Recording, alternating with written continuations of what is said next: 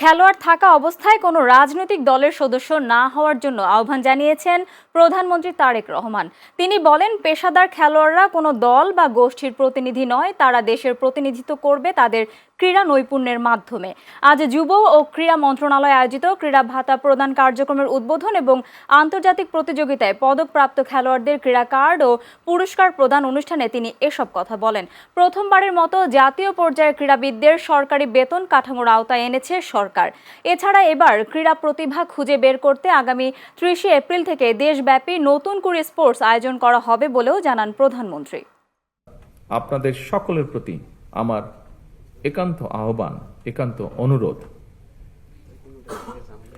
পেশাদার খেলোয়াড়ি জীবনে আপনারা কোনো রাজনৈতিক দল বা গোষ্ঠীর প্রতিনিধি নন বা হবেন না দয়া করে, বরং ক্রীড়া নৈপুণ্য দিয়ে দেশের প্রতিনিধি হয়ে উঠবেন আপনারা। দেশের জন্য সম্মান বয়ে নিয়ে আসবেন, গৌরব বয়ে নিয়ে আসবেন আপনারা।